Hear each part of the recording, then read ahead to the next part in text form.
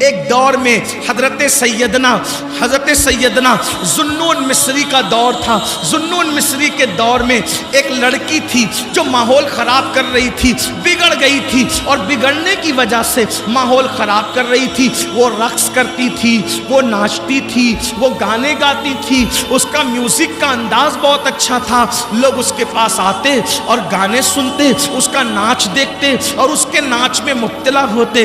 ایک دن محلے کے کچھ شریف لوگ حضرت سیدنا ذوالنون مصری کے پاس آئے اور آنے کے بعد کہنے لگے, اے اللہ کے برگزیدہ ولی, اے اللہ کے بندے, ایک لڑکی ہمارے محلے میں آئی ہے اور وہ اتنا اچھا ڈانس کرتی ہے, ناچتی ہے, گاتی ہے, یعنی اس کے میوزک کا, ناچنے گانے کا انداز یونیک ہے, انفرادی ہے, سب سے ہٹ کر ہے.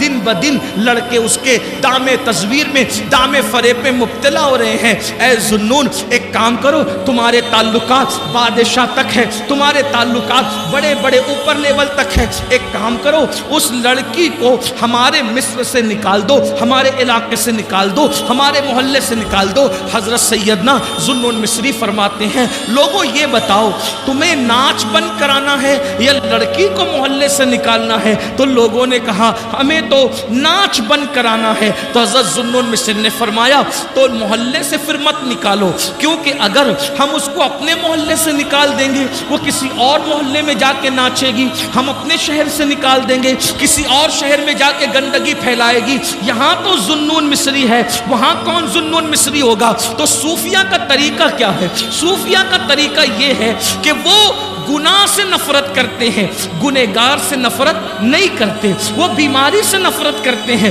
بیمار سے نفرت نہیں کرتے. حضرت ذوالنون مصری نے فرمایا ٹھیک ہے, اگر اس لڑکی کا ناچ بند کرانا ہے تو انشاءاللہ مجھ پہ چھوڑ دیں, میں وہ بند کرا دوں گا. کہتے ہیں حضرت ذوالنون مصری نے اس لڑکی کے پاس اپنے مرید کو, خادم کو بھیجا اور کہا جاؤ اس لڑکی سے پوچھو تو صحیح کہ وہ ایک رات میں کتنا پیسہ کما لیتی ہے, کتنے روپے کما لیتی ہے.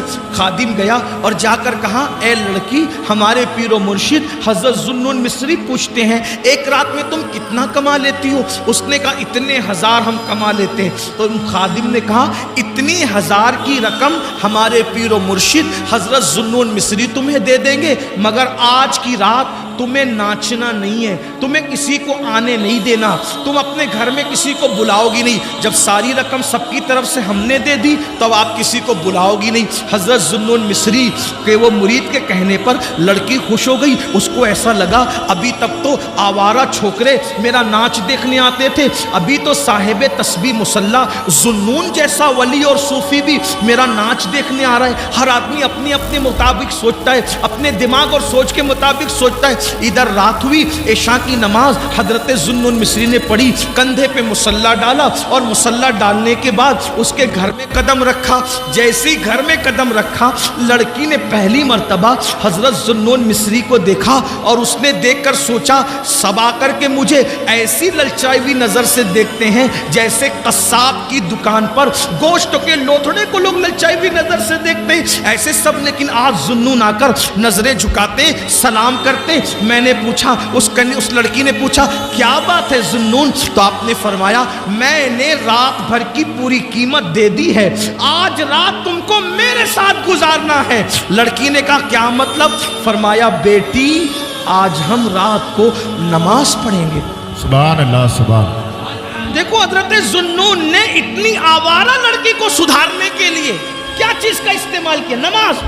کہ بیٹی آج ہم نماز پڑھیں گے رات کو. اس نے کہا لوگ تو مجھے للچائی ہوئی نظر سے دیکھتے ہیں جیسے لوگ کھانے کی ڈشوں کو دیکھتے ہیں, آپ مجھے بیٹی کہتے ہیں. فرمایا بیٹی وہ مسلمان اور ہے, میں مسلمان اور ہوں. اسلام میں لڑکی کو اگر دیکھنا ہی پڑ جائے کسی مجبوری کے تحت تو دیکھنے کا انداز یہ ہوتا ہے, بڑی ہو تو ماں کے سامان ہے, برابر کی ہو تو بہن ہے, چھوٹی ہو تو بیٹی ہے. یہی تین روپ ہم دیتے ہیں بیٹی کو اور کچھ نہیں. نماز پڑھے. کہا بابا میں نے تو کبھی نماز پڑھائی نہیں, میں مسلمان ہوں, میں نے کبھی نماز نہیں پڑھا, مجھے نماز پڑھنی نہیں آتی. ذوالنون مصری نے کہا کوئی بات نہیں, وضو کرو, میرے پیچھے کھڑی ہو جاؤ, جیسے میں کروں میری نقل کرو. ہائے ہائے ہائے, توجہ کریں, یہ نماز ہے, جیسے میں کروں میری نقل کرو. کھڑی ہو گئی, ज़ुन्नून मिस्री ने कुरान पढ़ा। कुरान का अपना असर है, कुरान दिलों को बदलता है, कुरान इनकलाब पैदा करता है, कुरान तब्दीली लाता है, कुरान दिलों के जंग को दूर करता है, कुरान दिलों को चमकाता है, कुरान अल्लाह अकबर दिलों के अंदर गुनाहों की जंजीरों को तोड़ करके अल्लाह से रिश्ता जोड़ देता है। 23 साल की कलील मुद्दत में अरब के बोरिया नशीनों को जो आसमान हिदायत का तारा बनाया था वो अल्लाह की किताब पढ़ के बनाया था, कुरान की बरकतों से बनाया था। फारूक आजम को इस्लाम मिला, बहन ने कुरान पढ़ा, उमर मुसलमान हो गए। अल्लाह अकबर, कुरान की बरकत से उमर जैसे लोग इस्लाम को मिले। कुरान, मेरे आका फरमाते हैं बास शहर ऐसे हैं जो जंग की वजह से फतेह हुए हैं, मदीना ऐसा शहर है जिसको हमने कुरान की बरकत से फतेह किया है। अल्लाह अकबर, अंदाजा करें हज़रत ज़ुन्नून मिस्री ने कुरान पढ़ना शुरू किया। वो लड़की नाच गाने और तमाशों में इतनी डूबी हुई थी, उसको कभी रोना ही नहीं आया था। लेकिन आज जब हज़रत ज़ुन्नून मिस्री ने कुरान पढ़ा तो वो हमक हमक कर हिचकियाँ लेकर के रो रही थी। ज़ुन्नून कुरान पढ़ते जा रहे थे और उसकी आंखों में आंसू आ रहे थे।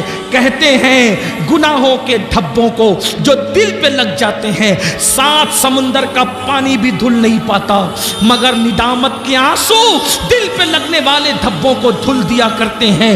मोती बना के शान करीमी ने चुन लिए कतरे जो थे मेरे अरक़े इंफियाल के, शर्मिंदगी और निदामत के आंसू बड़े कीमती होते हैं। जहन्नम को दुनिया का कोई पानी नहीं बुझा सकता, लेकिन गुनहगारों के आंसू जो अल्लाह के खौफ से निकलते हैं वो भी जहन्नम की आग को बुझा देते हैं। ज़ुन्नून मिस्री नमाज पढ़ रहे थे, कुरान की तिलावत कर रहे थे। रक्कासा नचनियाँ हमक हमक करके रो रही थी, आंसू आ रहे थे। ज़ुन्नून ने अल्लाह अकबर कहा, रुकू में सर रख दिया, रुकू से उठे और पेशानी ज़मीन पे रख दी। लड़की ने भी हज़रत ज़ुन्नून की नकल में सर सजदे में रख दिया।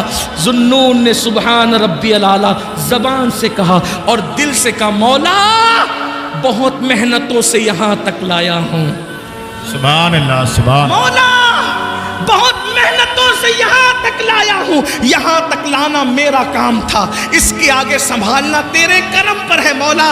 अगर तेरे करम ने सहारा नहीं दिया तो दुनिया की कोई ताकत इसको दूसरा सजदा नहीं करवा सकती। दुनिया ने देखा, ज़ुन्नून ने जब सजदे से सर उठाया तो नमाज पूरी की तो वो लड़की थी नहीं, वो गायब थी। अब वो लड़की को ढूंढा गया, नहीं मिली। नचनिया कहाँ गई, रक्कासा कहाँ गई, नचनिया कहाँ गई, रक्कासा कहाँ गई, नहीं मिली, नहीं मिली, नहीं मिली, नहीं मिली।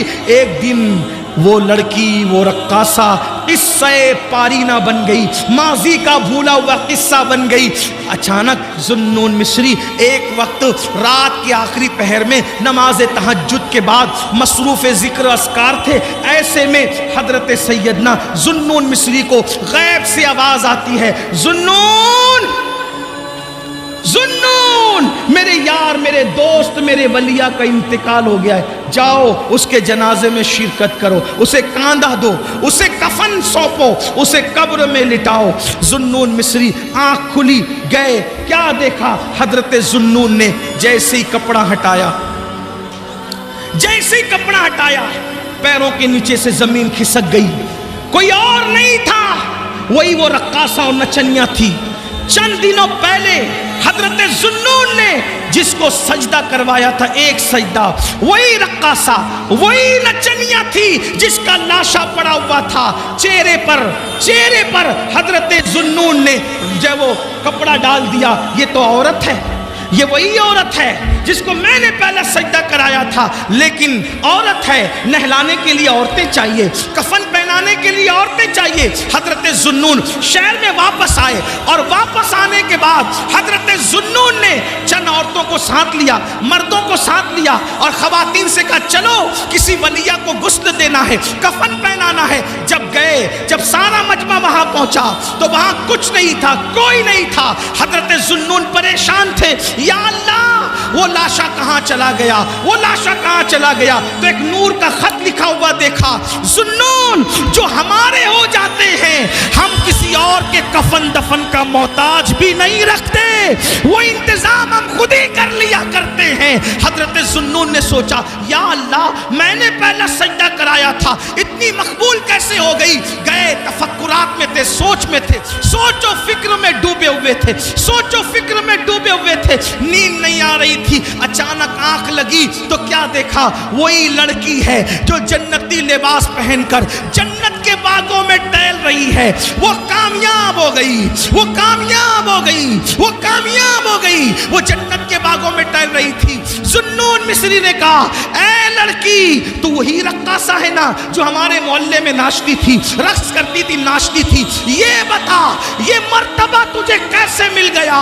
تو اس لڑکی نے کہا ذوالنون ایک سجدہ جو میں نے تمہارے ساتھ خلوص دل سے کیا تھا، اس سجدے سے سر اٹھانے سے پہلے اللہ نے مجھے مقام ولایت عطا کر دیا تھا، مجھے ولایت کا منصب عطا کر دیا تھا۔ یہ ایک سجدہ جسے تو گرا سمجھتا ہے، یہ ایک سجدہ جسے تو گرا سمجھتا ہے، ہزار سجدوں سے دیتا ہے آدمی کو نجات۔ وہ سجدہ جس سے روئے زمین کانپ جاتی تھی، وہ سجدہ جسے روئے زمین کانپ جاتی تھی، اسی کو آج ترستے ہیں منبر و محراب۔ آؤ سجدوں کے قریب آؤ، دنیا تمہاری ہے، آخرت تمہاری ہے، شرق غرب تمہارے ہیں، عزت و وقار تمہارا ہے، دولت و عزت تمہاری ہے، سیاست و سماج تمہارا ہے۔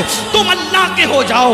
من کان للہ کان اللہ لہو، جو اللہ کا ہو جاتا ہے پوری کائنات اس کی ہو جاتی ہے۔ اللہ کے بندو یہ ساری کامیابی کا راز صرف 10 منٹ ہے۔ سبحان اللہ، سبحان اللہ، صرف 10 منٹ نکالنے کا آج سے عہد کر لو، ارادہ بولو، وعدہ کرتے ہو؟ کتنے لوگ کرتے ہیں؟ سبحان اللہ، سبحان اللہ، سبحان اللہ۔ بھائیو وعدہ کرو گے تو بھی نماز فرض ہے، نہیں کرو گے تو بھی فرض ہے۔ آج پہلی مرتبہ زندگی میں اتنی لمبی تقریر کی ہے، آپ کو وعدہ تو کرنا بنتا ہے۔ بولو وعدہ کرتے ہو؟ ہاتھ اٹھائیں ذرا، ہاتھ اٹھائیں، فرشتوں کو گواہ بنائیں۔ کتنے لوگ وعدہ کرتے ہیں؟ اٹھا کے رکھو، اٹھا کے رکھو۔ دوسرا وعدہ، صرف تم نماز نہیں پڑھو گے، بس صرف تم ہی نماز نہیں پڑھو گے، اپنی بیوی بچوں کو بھی نمازی بنو۔